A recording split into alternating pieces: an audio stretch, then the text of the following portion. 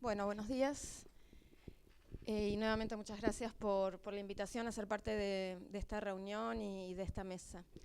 Yo quería compartir con ustedes algunas reflexiones sobre el aporte que la economía feminista viene haciendo, o intentando hacer al menos, al análisis económico, al estudio de los problemas económicos y a las propuestas alternativas, focalizándome en una dimensión específica, que es una de las dimensiones centrales que la economía feminista ha expuesto, que tiene que ver con la cuestión de los cuidados. Entonces quería comenzar recordando un poco lo que han sido los aportes de la economía feminista al análisis económico, señalando dos cuestiones centrales de todo lo que ha sido la contribución hasta ahora en este campo. Creo que uno de los puntos centrales de esta contribución tiene que ver con exponer y visibilizar la dimensión de género de las políticas económicas.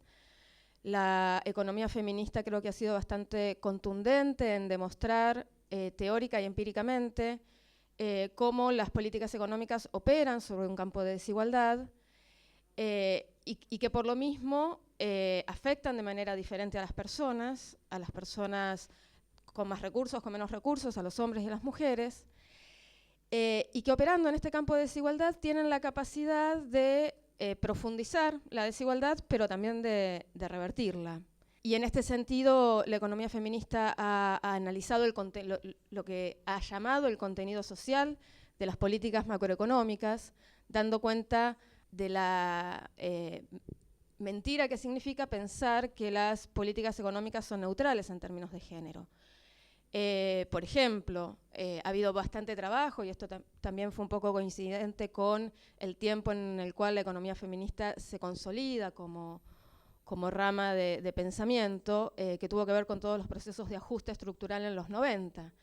Y la economía feminista ha demostrado, creo yo, bastante contundentemente, cómo las políticas fiscales contractivas, las políticas de ajuste, que tienen en su corazón la reducción del gasto público, incrementan el trabajo no remunerado de las personas, que somos fundamentalmente las mujeres las que cargamos con la mayor carga. Entonces, reducir el gasto en salud no tiene un impacto igual en hombres y en mujeres, porque son las mujeres las que nos hacemos cargo mayoritariamente del cuidado de esas personas que los hospitales expulsan antes de que estén del todo recuperadas, o somos las mujeres las que cuidamos a las personas que están internadas en estas instituciones públicas porque hay carencia de enfermeros o enfermeras o de personal de cuidado en la propia institución. Entonces, esto es simplemente como un ejemplo de cómo las políticas macro impactan en la vida cotidiana de las personas y afectan de manera específica a los hombres y a las mujeres.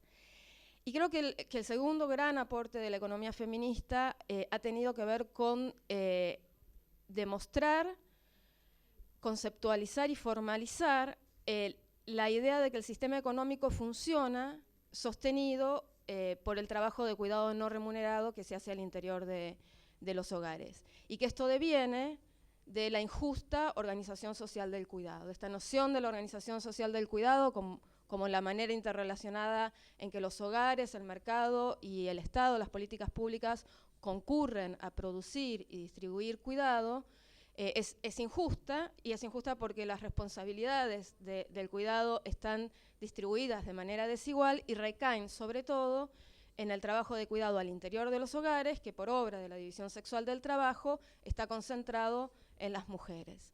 Entonces la economía feminista ha formalizado en un lenguaje también económico esta relación, y cómo sin el trabajo doméstico no remunerado, sin el trabajo de cuidado no remunerado que se hace al interior de los hogares, el sistema capitalista simplemente no podría reproducirse. Y esto por dos cuestiones fundamentales. La primera es que el trabajo de cuidado no remunerado reproduce a bajo o a ningún costo fuerza de trabajo.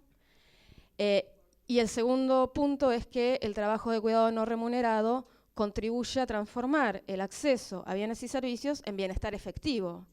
No alcanza con ir al supermercado y comprar la comida. Hay que cocinarla, hay que servirla en una mesa, en un ámbito limpio, etc.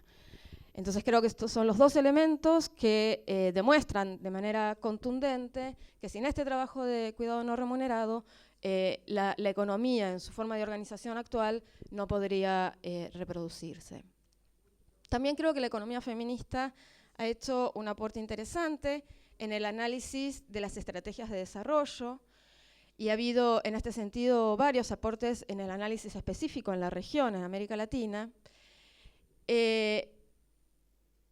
donde creo que las mayores producciones de conocimiento han tenido que ver con el análisis de las estrategias de desarrollo, también muy predominantes en los 90, de orientar las economías latinoamericanas en una forma de inserción en los procesos de globalización que tiene que ver con estos patrones de crecimientos liderados o tirados por las manufacturas para exportación.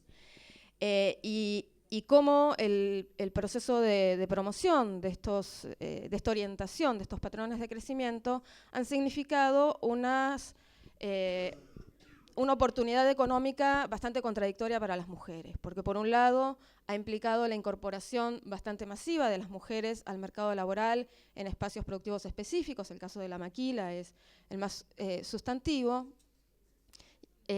generando entonces a las mujeres la posibilidad de participación económica, la posibilidad de acceso a un ingreso que antes carecían, pero en condiciones de extrema precariedad laboral, de extrema explotación, de suma desprotección social. Entonces hubo mucho debate en la economía feminista respecto de esto y se llegó a la formulación de algunos conceptos como la idea de las mujeres como ganadoras débiles de estos procesos o de estas estrategias de desarrollo. Y creo que un punto central que demostraron los trabajos en este campo es que en realidad estas estrategias de desarrollo han incrementado la heterogeneidad entre las mujeres. Y creo que también es un punto importante a recuperar en las discusiones que estamos teniendo, porque a veces tendemos a generalizar las experiencias de las mujeres, ¿no? Y creo que justamente las posibilidades y las formas de participación de las mujeres en los distintos espacios de estas estrategias de desarrollo ha sido muy diverso y ha profundizado la heterogeneidad ya existente entre las mujeres. Y finalmente, respecto del análisis de las estrategias de desarrollo, creo que también ha quedado bastante demostrado cómo esta participación creciente de las mujeres en el mercado laboral por las oportunidades que estas estrategias de desarrollo abrieron, se hizo sin una reorganización de la organización del cuidado. Entonces no hizo más que presionar sobre el tiempo de trabajo, sobre el tiempo de las mujeres, ¿no? Y un tercer punto que quisiera señalar sobre los aportes, para pasar luego a lo que son las cuestiones más propositivas, si se quiere, tiene que ver con el proceso que acompaña estas estrategias de desarrollo, pero que no está vinculado estrictamente con esto, que tiene que ver con la combinación de lo que pasa en términos de crisis socioeconómicas en los países del sur, para ponerle un nombre genérico, y lo que pasa en términos de crisis del cuidado en los países del norte. Y la combinación o la conjunción o la ocurrencia simultánea de estas dos situaciones ha impulsado la conformación de las llamadas cadenas globales de cuidado. Y creo que este es otro componente central de la discusión sobre el desarrollo y las estrategias de crecimiento económico en la actualidad. Y creo que las cadenas globales de cuidado son un ejemplo tal vez paradigmático de la relación que existe entre políticas económicas y organización social del cuidado. Políticas económicas que promueven la participación de las mujeres en algunos países, políticas económicas excluyentes de la población de menores recursos en otros, que tienen que migran a atender las necesidades de cuidado de las mujeres que en otros países se emplean en el mercado, y cómo se van conformando estas cadenas con distintos eslabones, y eslabones que van haciéndose más débiles cuanto más abajo vamos, ¿no? Y cómo las personas finalmente, los hijos, las hijas, las personas mayores, necesitadas de cuidado en los países que expulsa población migrante, aparecen como el eslabón más débil y más vulnerado de esta cadena, y asociado a esto también la situación vulnerable y extremadamente explotada de las mujeres migrantes que derivan el cuidado de sus propios hijos e hijas o de las personas dependientes a su cargo para emplearse en el cuidado de los hijos e hijas de otros hogares. En términos de bueno, cuáles son las propuestas de la economía feminista para abordar estas cuestiones y para abordar en particular la cuestión del cuidado. En primer lugar, creo que hay que rescatar el principio general de la economía feminista, que tiene bastante que ver con las otras miradas alternativas sobre las que venimos conversando, y es esta idea de considerar que el foco de la economía, que la razón de ser de los procesos económicos debieran ser la sostenibilidad de la vida. El foco del crecimiento no debería ser la reproducción del capital, sino la sostenibilidad de la vida. Y esto nos lleva entonces a discutir en el campo de la economía las nociones de crecimiento, las nociones de optimización, las nociones de eficiencia. Y pensar en una economía organizada en torno a la sostenibilidad de la vida necesariamente requiere discutir la reorganización y la redistribución del trabajo y del tiempo. Y creo que este es uno de los espacios centrales de discusión y de debate. Y aquí aparece muy claramente la necesidad de discutir cómo redistribuimos el trabajo de cuidado o cómo reorganizamos socialmente la organización del cuidado. En segundo lugar, creo que un aporte también fuerte de la economía feminista como propuesta y también ya como avance tiene que ver con la visibilización de este trabajo de cuidado y del tiempo que implica.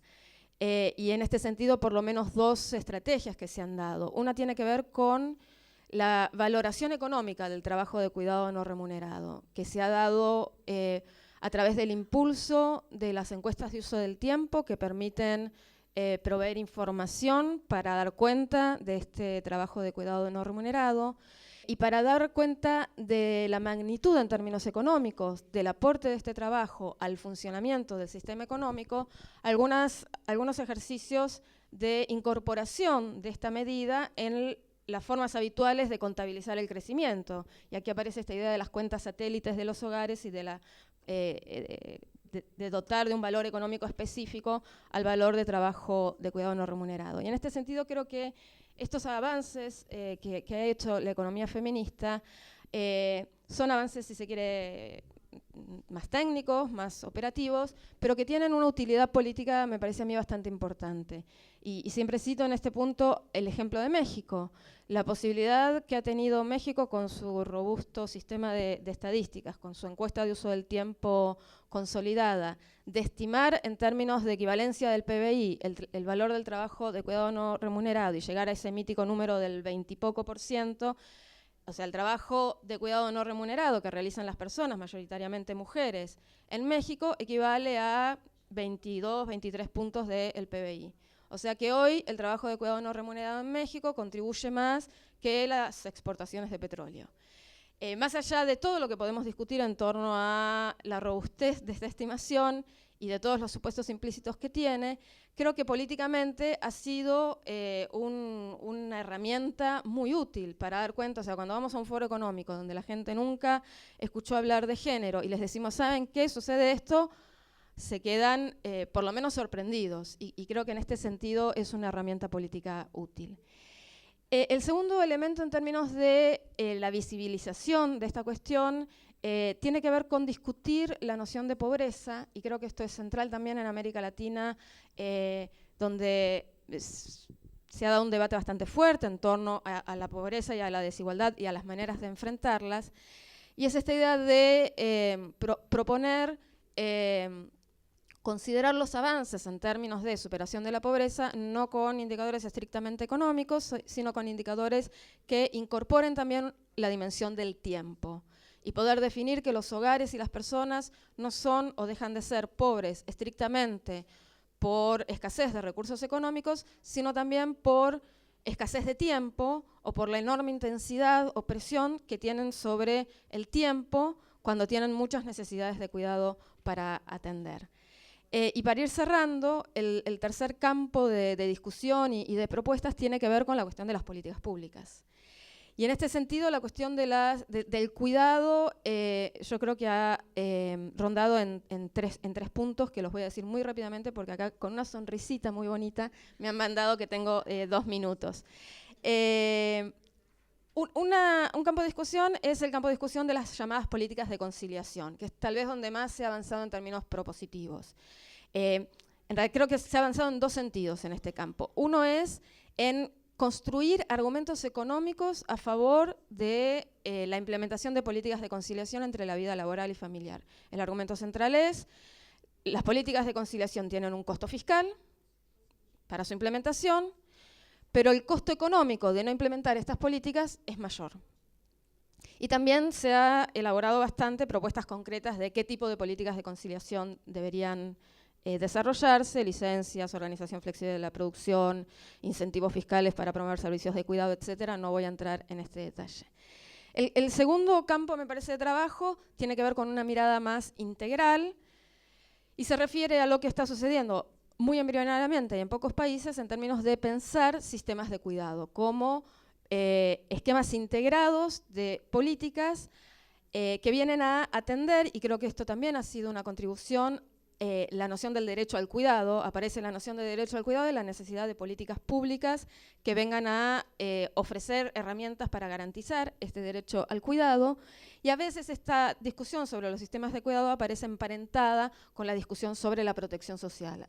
¿En qué medida los servicios de cuidado, las políticas de cuidado deberían ser parte central de los sistemas de protección social? Y luego hay toda una discusión en torno a la fiscalidad de la organización social, de la organización del cuidado, que se ha dado muy de la mano de las iniciativas de presupuestos sensibles al género, que toma algunos elementos de los estudios de los sistemas tributarios desde el punto de vista de género, y que me parece obtiene insumos importantes en el análisis específico de los componentes del gasto y de qué tipo de, cuando se hacen análisis de género de los presupuestos y se identifican políticas que tienen potencialidad para avanzar en cuestiones de equidad, me parece que ahí es importante la pata adicional de pensar en qué medida estas políticas que se identifican como favorables a las mujeres están atacando ciertamente la cuestión del cuidado o están,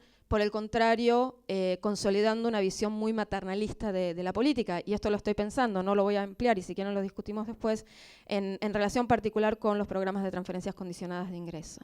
Y esta discusión que hay respecto de, bueno, estos países y sus estrategias de desarrollo extractivistas, grabamos la renta extractivista y con eso financiamos programas de transferencias monetarias condicionadas. Bueno, ¿qué pasa en esto con las mujeres? Y creo que ahí hay un campo de dilemas y de discusión. Y con esto sí termino pensando en cuáles me parecen a mí que son las tensiones y los límites de la propuesta. Por un lado, me parece que hay como cierta limitación en la discusión sobre la redistribución del trabajo y el tiempo, porque me parece que está muy consolidada respecto de lo que podemos hacer en materia de redistribuir el trabajo de cuidado y que ha dejado de lado lo que necesitamos hacer en materia de redistribuir el trabajo productivo, porque si no redistribuimos el tiempo de trabajo para el mercado, no vamos a poder redistribuir el tiempo de trabajo para el cuidado. Y creo que este lado de la discusión ha quedado debilitado. El segundo punto, de 3 que quería decir, por eso ya termino. El segundo punto es que me parece que hay un diálogo escaso, insuficiente y superficial con otras miradas alternativas al desarrollo. Por ejemplo, con la mirada de la economía social. Y estoy pensando concretamente en que muchas veces se promocionan, mismo desde organizaciones de mujeres, en diálogo con los sectores de política pública, mecanismos de economía social como una vía de incorporar a las mujeres al mercado laboral, por ejemplo. Y aparecen todas las propuestas de los microemprendimientos, ¿no? Bueno, yo creo que eso tiene una dimensión de género terrible que tenemos que revisar, y un poco tomando de lo que decían Daniel y Flora, ¿no? Creo que es muy diferente la mirada que hay sobre este tipo de emprendimientos desde los movimientos sociales que la que hay desde las políticas públicas. Y son las políticas públicas las que más están incentivando la participación de las mujeres en este campo. Entonces creo que ahí también tenemos una materia. Y finalmente, y con esto juro que termino, ¿cuáles son las oportunidades que se nos están brindando en este campo, para ponerlo en los términos que hablábamos ayer, de este lado del muro? De este lado del muro somos los países con gobiernos más progresistas, más... yo creo que por un lado hay oportunidades que se relacionan con la mayor receptividad que estos gobiernos de corte más progresista, con todo lo que podemos discutir esa calificación, tienen. Creo que hay una oportunidad central que tiene que ver con la relegitimación del papel del Estado en la economía. Creo que hay una oportunidad en el sentido de que los líderes progresistas son políticamente correctos, pero creo que también hay serios obstáculos porque son políticamente correctos, pero también son bastante machistas. Y entonces me parece que la cuestión del cuidado queda muchas veces en una cuestión retórica, que donde se avanza en términos de propuestas concretas y de diseño, las políticas de cuidado vuelven a enfrentarse con los límites fiscales, y me parece que quedó súper evidente en la primera mesa de ayer, cuando el responsable de rentas respondió a la pregunta de qué espacio fiscal hay para esto. Yo no sé si lo interpreté cabalmente o si estoy exagerando, pero un poco la respuesta fue, bueno, le vamos a tener que sacar a los viejos para darle a los niños. Y finalmente me parece que necesitamos mucha discusión respecto de la estrategia y que necesitamos tener una ruta más clara. Creo que el problema está bien expresado, que hemos avanzado en medir y visibilizar las cuestiones, pero que tenemos menos clara y menos construida cuál es la demanda de política específica que surge, políticas de conciliación, políticas de cuidado, qué pasa en términos de redistribución, dónde aparecen los varones en todo esto. Y una pregunta tal vez que debiera ser anterior a esto y que me surge surgió estos días con la discusión de ayer. ¿Es la política pública la vía? O sea, lo que tenemos que construir son demandas para la política pública, porque cuando escucho, por ejemplo, las experiencias de la economía social y las comparo con lo que son la promoción de experiencias de economía social desde la política pública, digo, no, este no es el camino. Entonces me parece que ahí tenemos también algo que discutir y definir. ¿Cuáles son las demandas? ¿Hacia quién? ¿Cuáles son las estrategias? ¿Cuáles son las alianzas?